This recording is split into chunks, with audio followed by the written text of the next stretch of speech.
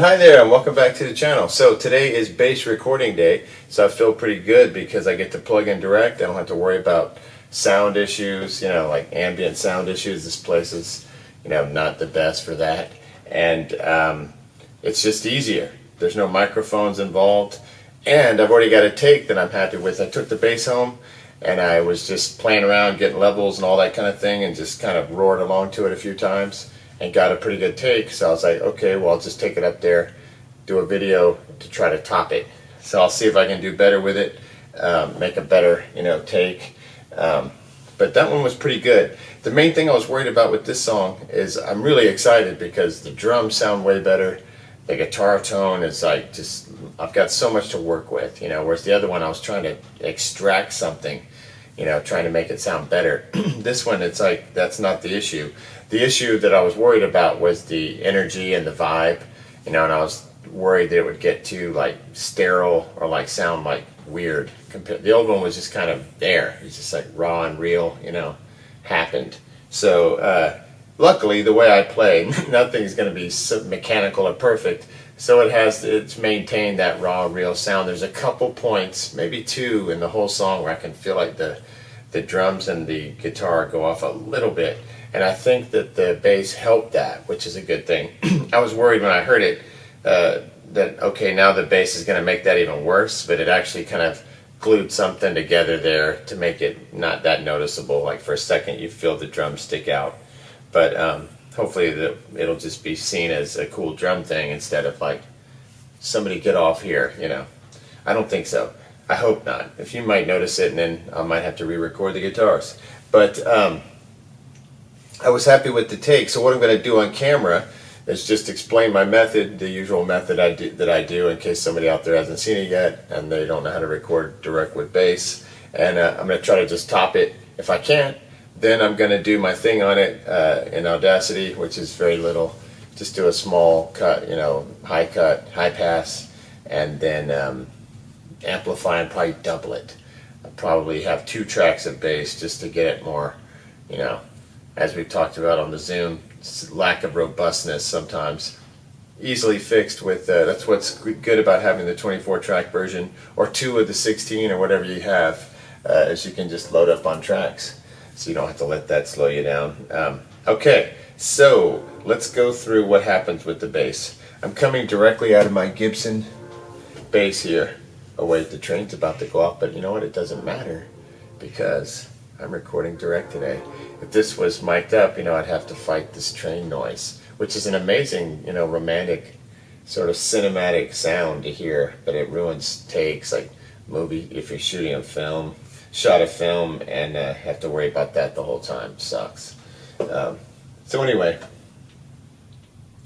Gibson Victory bass. What a bass. This thing is so massive, so heavy. It's full of tone, but it is heavy.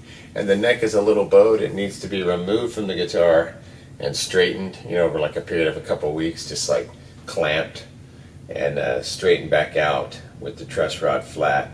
Then it should be fine. It's just a little bowed right around in here, so you can't get the action. You can see where it's popped up. You can't get the action down enough to make it very comfortable, But it works for me because I don't play bass that much. I'm not a very good bass player, but I do the best I can to add some kind of bass feeling to my songs. I've been working on trying to learn basic bass patterns and things like that, and that has helped a lot. I highly recommend learning like basic blues bass patterns because they can be used in any kind of form, and if you know them, it makes you look like you know what you're doing, when you show up and if you have to play bass for something, or if you're actually trying to become a bass player. I forgot the guy's name, sorry about that. It was like 5 basic blues riffs or something, and man, it was helpful. I've used it on some of these songs and I'll be revisiting it again when I do something that's more riff based. This is more straight ahead, so the part is very simple. It's just like very straightforward. Just the actual part is nothing, it's just a lot of thumping along with a pick. The rhythm and the feel of it is where the part is. So it's kind of rambunctious, kind of like wasn't trying to cover up string noise or the feeling of like, you know, my hands on, I'm not trying to play it clean. I wanted it to be kind of clangy, you know, like the guitar, so it would match that kind of scrapey energy. Okay, so this part is simple. Now the technicals. So I'm coming directly out of the bass. I've got the bass cranked with volume and tone, and I'm in the thicker, this is like a parallel series type switch, and it makes it, I believe it's in parallel, which makes it thicker. It uses both sides of the pickup. It's got like a humbucking pickup here in the middle. One pickup on this bass. Really cool bass. Interesting try at copying a P bass with some extra Gibson weirdness. It's got like a Firebird headstock. Really incredible piece of wood. I mean, the neck on this thing is insane. It's like a freaking cutting board. But it's heavy. It's really heavy. So I'm coming directly out of that. Everything's cranked. I'm in the thicker, like the, if you put it in the series selection, it's like thinner. And just kind of, you know, this is blooms more. Just thicker, nastier, louder, fuller. Fits the kind of stuff I do better than the other way. Okay, so I'm going directly into track 1. And I have the high Z on because we're recording direct. We're trying to amplify a very, very minute millivolt signal. So it adds a few volts to just bring it up to unity gain. Now, plugging directly in, and the gain you just have to kind of play with, but I have been burned a couple of times recording bass thinking everything was fine, and at the end you hear like a digital sizzle on a few spots. So if you see that peak light going off at all on bass, it's very unforgiving with bass, you know, and guitar.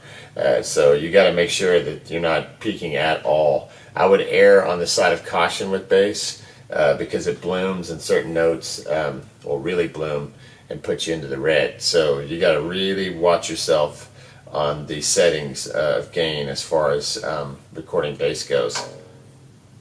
You do not want any peaking at all. You do not want to see that peak light come on. I mean, I'm really thumping it to see if I can make it go off, and it's not, so I know I'm safe because I start playing harder and harder as the song goes along.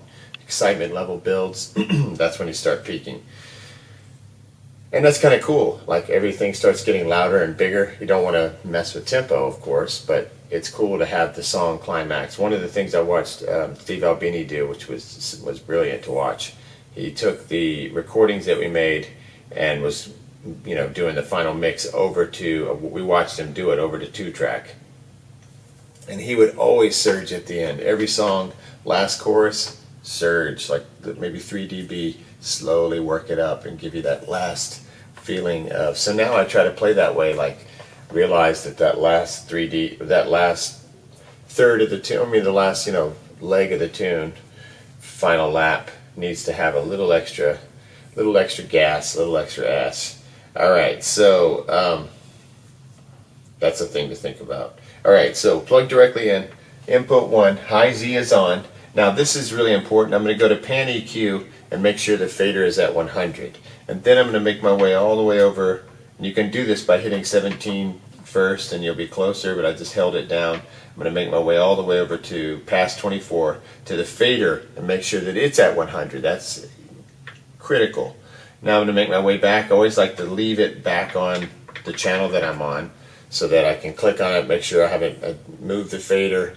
And if I have, it's on the track that I need, not on some other one. I'm actually adjusting the wrong fader, you know, inadvertently. So you don't want to get trapped in that. I'm all flat. I'm down the center. There's no EQ. Okay, on effect, this is important. You got to pick the right one, you know, that works for you. There's an acoustic bass selection and there's a bass selection. I don't ever use that acoustic bass one, but I do use the bass one. And the patch that I use is number 5. So if you go back to number 0, they have like an SVT. I've used it before, but it does not sound like an SVT. Our bass player has a new classic. No, he had a classic, and then he got the SVT2. That one's both of them are amazing sounding, and this does not sound like that. It sounds a little like it. It's gritty like an SVT, but it just, I don't ever use it because it doesn't give me the feels. Bassman kind of sounds like a bassman. The hard key does sort of sound like a hard key. I don't know what this one's supposed to be. Super B. It's the third one. Number 4 is a Sans amp, but I found the most satisfaction with number 5, Tupri. Just has a warm kind of like neutral sort of classic tone.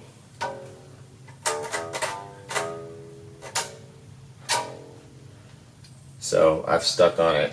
Let me just go back to see that SVT to see what that sounds like. Yeah, it's just there's no bass. It's like it's trying to get the upper mids, so it misses the bass, the really heavy bass. Hold on, I'll be right back. It sounds like the air conditioner just turned on. It's too loud. I'll be right back.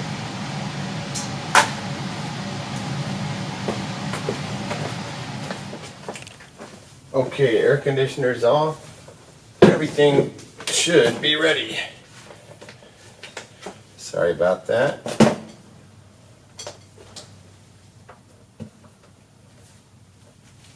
Okay.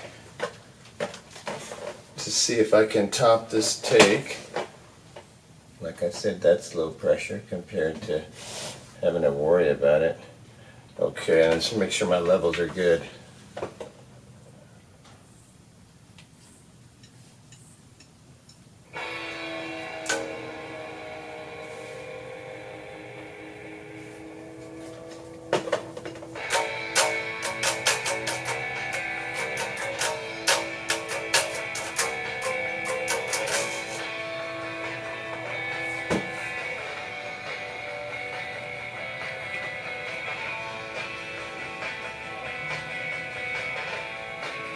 Okay, I think it'll be fine as far as what I'm hearing through the headphones.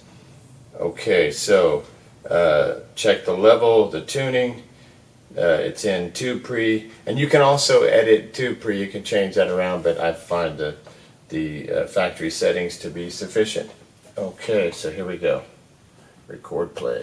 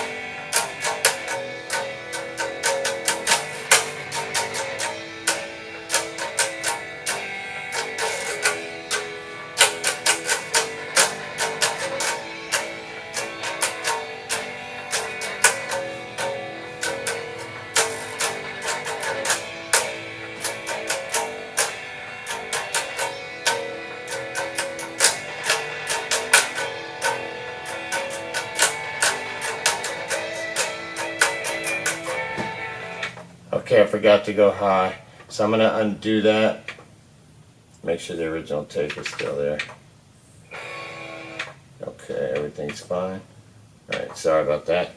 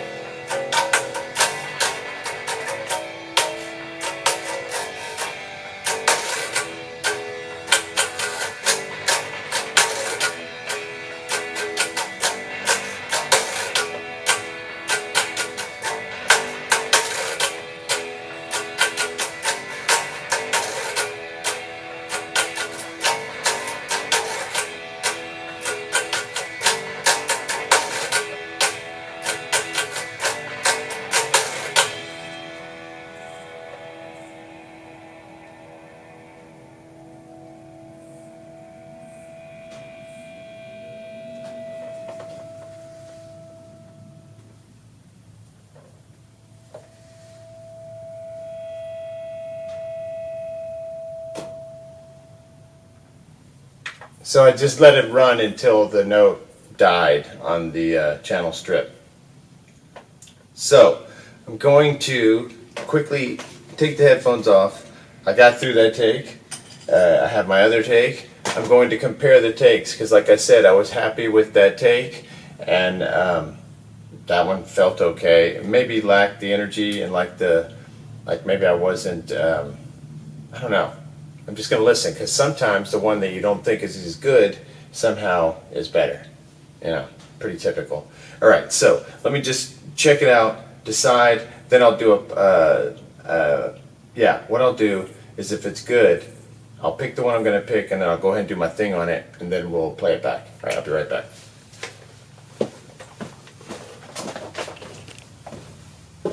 Okay, of the takes, I believe that the one I got at home, I knew it was going to be the best one.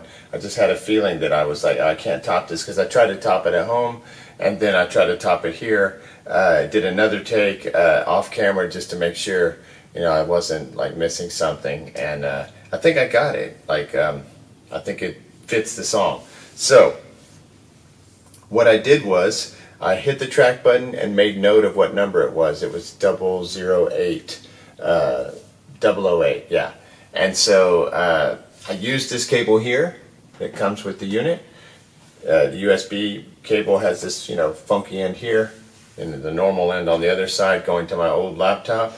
And then I went into Audacity, dragged the track into Audacity.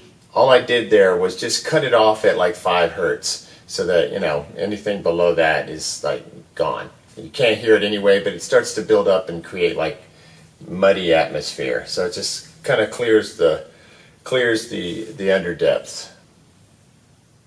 So, and then I amplify it by 3 dB, and then I double it, and I named it bass track, or bass guitar 2. Then, once when I dragged it into the hard drive icon, I eject it, and then I'm going to go to track here, and I put it in 12. So the front row, 1 through 8, I'm going to have several vocals. I'll have the main vocal that'll be doubled, not doubled singing, but just doubled the track. Then I'll have like, I usually do 3 of those. I do this like intro thing, and I usually do it 3 times to just kind of build it up, make it sound. But who knows, it'll be different maybe. But that right there, that's already 5 vocals. Then let's say I have a low harmony, that'll be 6. So I left 2 spaces for the guitar, so I have those in 7 and 8. In 9 and 10, I have the lead guitar, because remember that was 2 channels. I could zap that down to 1 channel, but I'll just leave it since I have the tracks. And then I have 2 bass tracks. So now I only have 3 tracks left, but I don't need them because it's all, like I said, I've accounted for everything. But that would still give me 3 tracks.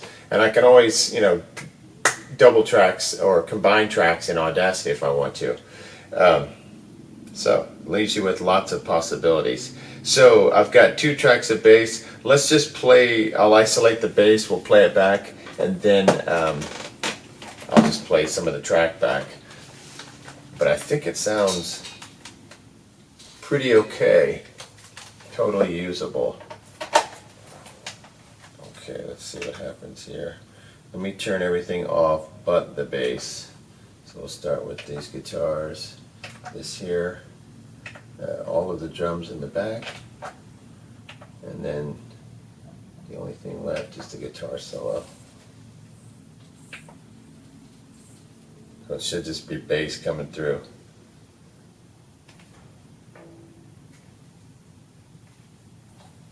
Oh shoot! Do I have the? Yeah, I've got the wrong cable plugged in. Sorry about that. What a waste of time. There, I heard it click that time. Okay, it should just be bass coming in like dong, click, click, click.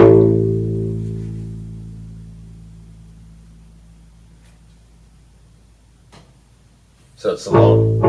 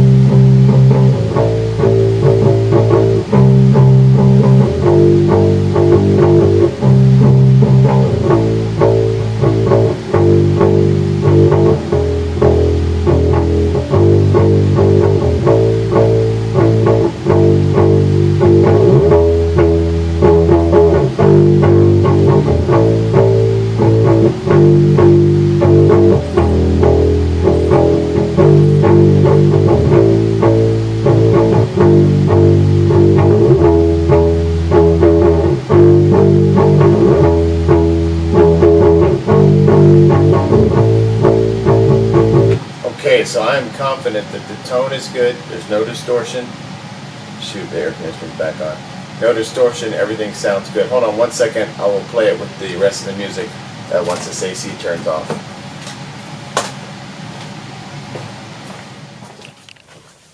Sorry, that air conditioner is just too loud. Okay, so I think we've established that the tone is fine. I'm going to do a quick playback of everything so far, just to make sure that the bass is sinking in where it's supposed to. Oh shoot, real quick, I'm going to switch it into mastering mode.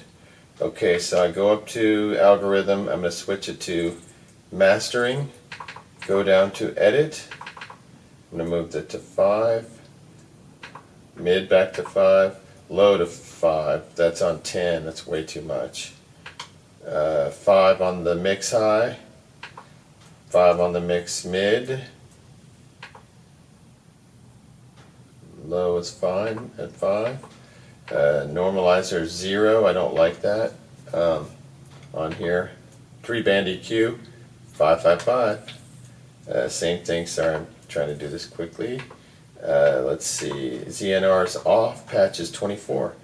A no room thing or whatever that thing's called. And then I'll just kind of work on the volume as we go.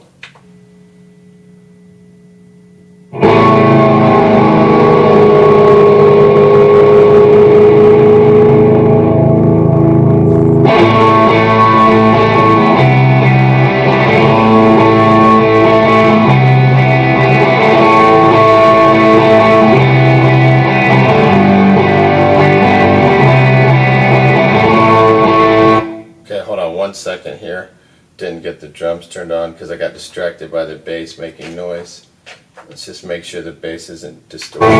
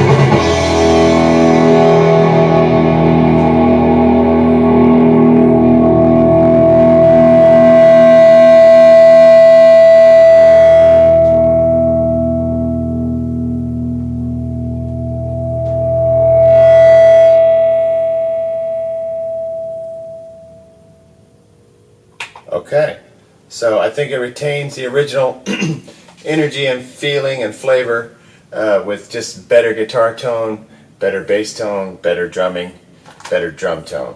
So still has, you know, some little glitches and like raucous kind of punk playing, but sounds better. So I think it sounds technically better, a little more technically executed, but still, you know, it's me, so it's rough around the edges. Okay, so that is the bass. Now it's on to the vocal, which it's a matter of just having a good day. I don't know if it'll be tomorrow or the next day, just the day where you feel like your throat is ready to do it. I'll probably have a warm-up day. I'll probably come in here and set up the mics tomorrow and just work on it, and then shoot it the next day. All right. Hopefully everybody's doing great with their projects. If there's anything I can do, let me know next time. Thank you. Okay, quick postscript. I was listening to the track again, you know, after we listened to it a bunch of times, and I don't know why. I guess because I didn't listen to it isolated all the way through. Around 218, there was a slight dropout. Right before it went to the G, there was a slight, well, yeah, the G, there was a slight dropout. And I was like, oh man. So I tried to do the patch thing, the auto punch, and for whatever reason I couldn't connect to that. So I just decided to re-record it.